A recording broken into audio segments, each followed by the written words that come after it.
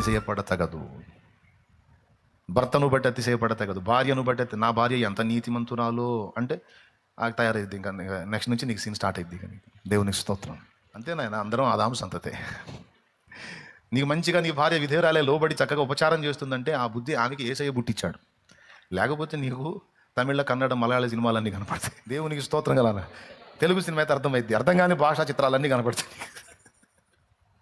కాబట్టి ఇప్పుడు చూద్దాం, ఎవరి మీద మనం అతిశయం పెంచుకుందామా? నా పిల్లలకి నేనంటే ఎంత ప్రేమో అన్నావా, ఆ ప్రేమ రంగేందో చూపిస్తాడు. చూడు ఎంత ప్రేమో చూడని. ప్రభువా అర్థమైంది నాయన, ఎవరి ప్రేమ చూసినా కలుషితమేరా అని ఆ పాట నువ్వే పడేటట్టు చేస్తాడు. మరి ఏం చేయాలి ప్రభు అంటే, బిడ్డలు ప్రేమగా చూశారంటే నువ్వు ఎటు చూడాలి? అది భార్య లోబడిందంటే యేసయ్య కృప, భర్త ప్రేమగా చూశాడంటే యేసయ్య కృప, పిల్లలు విధేయులై ఉన్నారు, ప్రేమ కలిగి ఉన్నారంటే యేసయ్య కృప, మంచి తల్లిదండ్రులు దొరికారంటే యేసయ్య కృప, సమాజం గౌరవించిందంటే యేసయ్య కృప, పట్టెడన్నం తింటున్నానంటే ఆయన కృప, పరిశుద్ధంగా ఉన్నాను అంటే ఆయన కృప.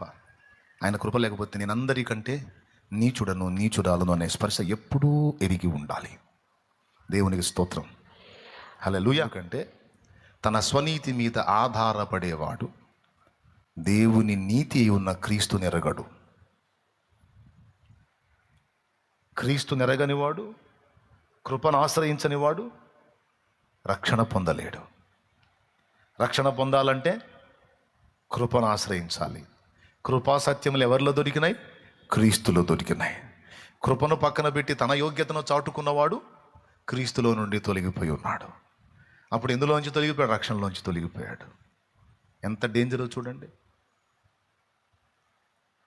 అందుకే స్వనీతి మీద ఆధారపడ్డ ఇశ్రాయేలు గురించి రోమాపత్రికలో అంటాడు, ఇశ్రాయేలు దేవుని విషయంలో ఆసక్తి గలవారిని నేను వారిని గూర్చి సాక్ష్యం ఇచ్చుచున్నాను, అయినను వారి ఆసక్తి జ్ఞానానుసారమైనది కాదు. వారు దేవుని నీతిని ఎరుగక తమ స్వనీతిని స్థాపింపబూనుకొనుచు దేవుని నీతికి లోబడలేదు. ఇంతకీ దేవుని నీతి ఏమిటో తెలుసా? క్రీస్తే దేవుని నీతి. మిగిలిన పాపాలన్నిటికంటే ప్రమాదకరమైన పాపం స్వనీతి, అహం. అందుకే దేవుడు అంత జోక్యం చేసుకోవాల్సి వచ్చింది. ఏబుకు పట్టిన తుప్పంతా దొళ్ళగొట్టాల్సి వచ్చింది. ఏబుని దీనుణ్ణి చేయాల్సి వచ్చింది. ఏబు బతుకేంటో ఏబుకు అర్థమయ్యేటట్టు చేయాల్సి వచ్చింది. చివరికి ఏబు ఒప్పుకునేటట్టు చేసి, ఏబు ఒప్పుకొని పశ్చాత్తాపడి బూడిదలో పడి నేనేందో నాకు అర్థమైపోయినాను, నేనే కొట్టుకుంటున్నా, వివేచన లేక నా బుద్ధికి మించిన సంగతులు మాట్లాడాను, నేను ఫుల్ తేడా అని ఎప్పుడైతే తాను అనుకున్నాడో అప్పుడు తిరిగి ఏబును రెండంతలుగా ఆయన ఆశీర్వదించనని రాస్తుంది. బిడ్డలారా గుర్తుపెట్టుకోండి, మొదటిది ఏం చెప్పాను? అహం మనల్ని నాశనం చేస్తుంది. రెండోది ఏం చెప్పాను? అహం మనం దేవుడు వాడుకోవటానికి పనికి రాకుండా చేస్తుంది. అవునా? మరి దేవుడు మనల్ని వాడుకోవాలంటే ఏం విరగొట్టాలి? అహాన్ని విరగొట్టాలి. అందుకే ఈరోజు మనల్ని అలా విరగొట్టి నల్లగొట్టి సరిచేయడానికి అన్ని బాధలు రప్పిస్తున్నాడు. అది విషయం. అంతేగాని నీ మీద పగబట్టి కాదు, కక్ష బట్టి కాదు. నీకు ఆయనకి ఏం కక్ష? నువ్వు కూతురువి ఆయన తండ్రి, నువ్వు కొడుకువి ఆయన తండ్రి, నీకు ఆయనకి మధ్య కక్ష ఉంది. మరి ఎందుకు ఈ ఇబ్బందులన్నీ అంటే, నీలో విరగాల్సినవి కొన్ని ఉన్నాయి విరగొట్టడానికి. అవి విరిగిన నాడు నీకు ఉండమన్నా ఉండవు ఈ శోధనలో. అవి విరిగిన నాడు రెండంతలుగా తిరిగి నీవు ఆశీర్వదించబడతావు. అర్థమైందా? రెండోది ఏం చెప్పాను? అహం ఉంటే దేవుడు వాడుకోలేడు. మూడవది, అహం దేవుడు మనల్ని ఆశీర్వదించకుండా అడ్డుపడుతుంది. మోషే జీవితంలో చూపించాను దేవుడు వాడుకోలేడని. ఇప్పుడు ఏబు జీవితంలో చూపించాను రెండంతల దీవెన మనకి రాకుండా అడ్డగించేది అహం. అంతేకాదు యాకోబు జీవితంలో కూడా అదే జరిగింది. యాకోబు నీవు నన్ను దీవించితేనే కానీ నిన్ను పోనీయను అని యబ్బోకు రేవు దగ్గర దూతతో పెనుగులాడినప్పుడు, దూతగా యేసయ్యలే, అక్కడ ఏం చేస్తాడో తెలుసా? తొడగూటి మీద కొట్టి యాకోబును అవిటివాడిని చేసి అప్పుడు ఆశీర్వదిస్తాడు. ఆశీర్వదించడానికి ముందు యాకోబుని కొట్టాడు, తొడగూటి మీద కొట్టాడు, యాకోబుని బలహీనుణ్ణి చేశాడు. అంటే అంతకుముందు యాకోబులో ఏదో లోపం ఉంది. ఆ లోపము దేవుడు నిజముగా యాకోబును ఆశీర్వదించడానికి అడ్డుపడుతుంది. దాని మీద కొట్టాడు దెబ్బ.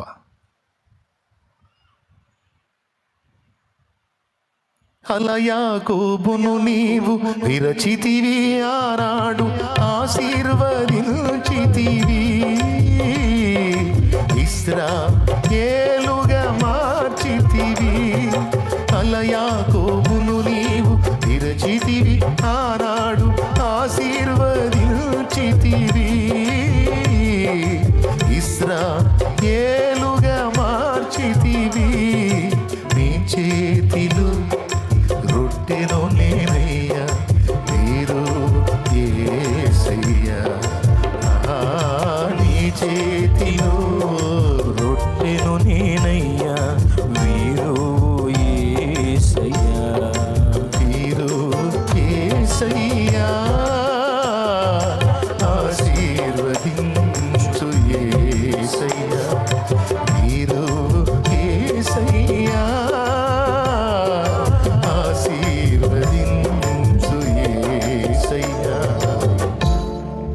దేవుని గొప్ప నామానికి మహిమ కలుగును గాక.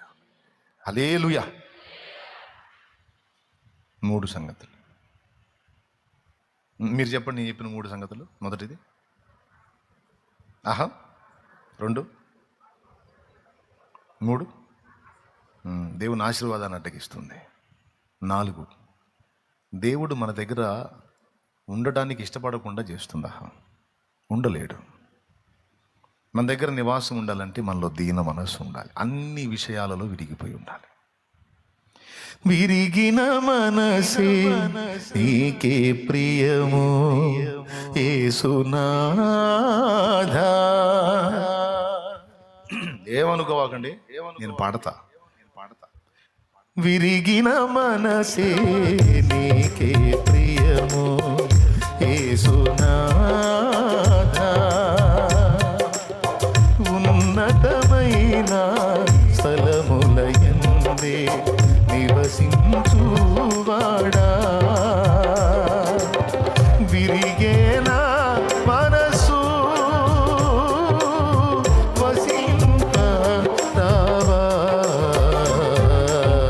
వసింపరావా. విరిగిన మనసే నీకే ప్రియము యేసునాథా. ఉన్నతమైన స్థలములయందే నివసించువాడా. విరిగేనా మనసు వసింపరావా, వసింపరావా. విరిగిన మనసే నీకే ప్రియము యేసునాథా.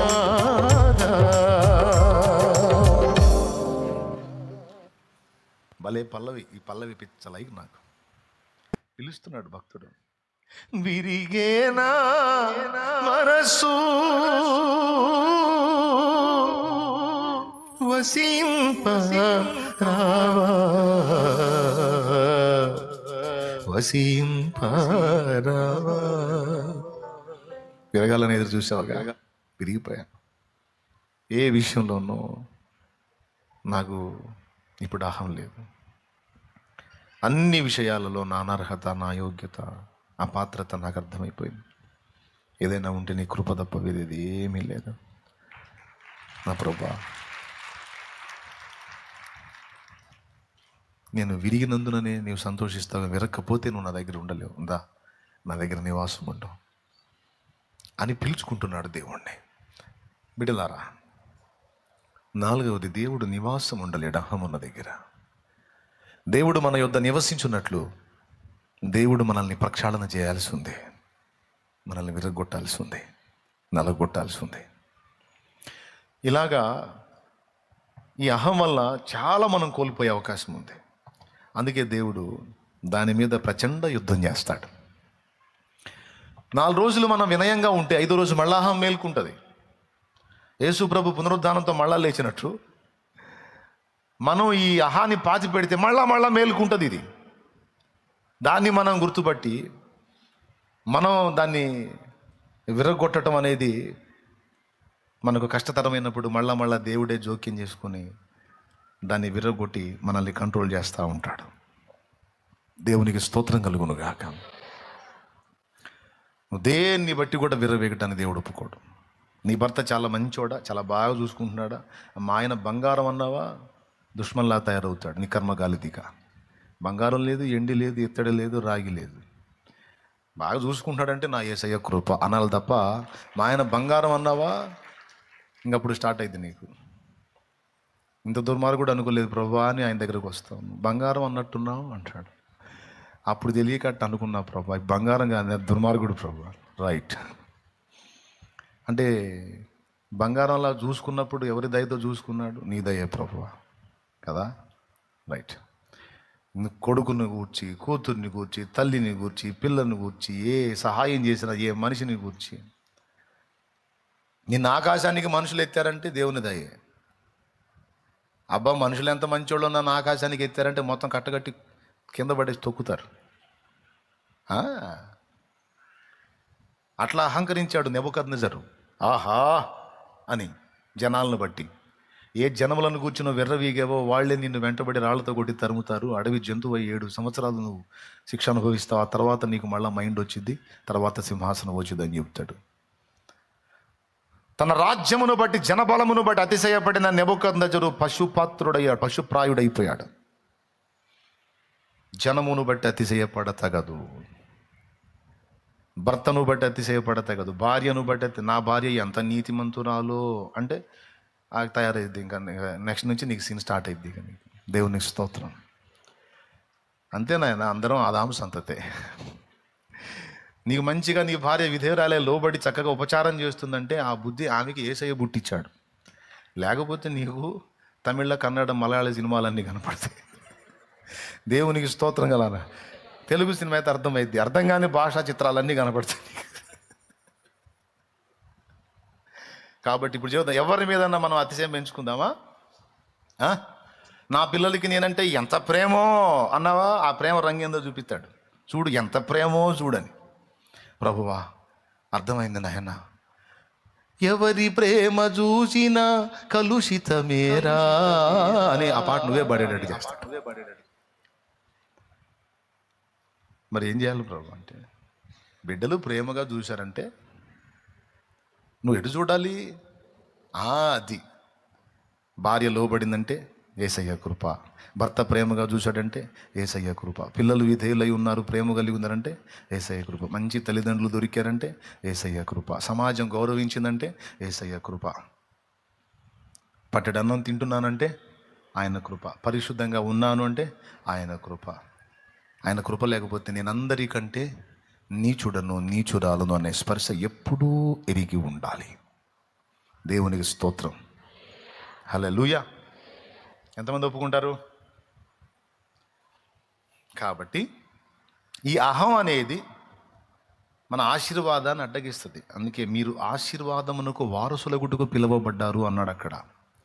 మనల్ని దేవుడు పిలిచాడు. ఎందుకు పిలిచాడు? ఆశీర్వాదానికి వారసులవటానికి పిలిచాడు, దీవెనకు పాత్రులవటానికి పిలిచాడు, రాజులైన యాజక వంశముగా పిలిచాడు, దేవుని సొత్తైన ప్రజలుగా పిలిచాడు, పరిశుద్ధ జనముగా పిలిచాడు, ఆయన మహిమ గుణాతిశయములను పరచు నిమిత్తము పిలిచాడు.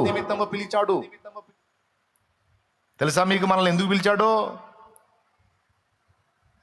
ఆయన పిలిచిన పిలుపుకు తగిన విధంగా మనం ప్రవర్తించకుండా అడ్డగించేదే అహం. అది విరిగిపోతేనే ఏక మనసు, ఏక ఆత్మ, ఏక భావం, ఏక తాత్పర్యం వచ్చింది. ఇంటైనా సంఘములో అయినా. ఎందుకు ఇంతసేపు చెప్పావయ్యా ఒక్క ముక్క, మీరు ఏక మనసు గలవారై ఉండండి అని ఆ ఏక మనసు దగ్గర ఇంతసేపు చెప్పుకొచ్చావు అని అడగండి. అడిగారా? అడగలేదా? సరే అడగకపోయినా నేను చెబుతా. ఎందుకంటే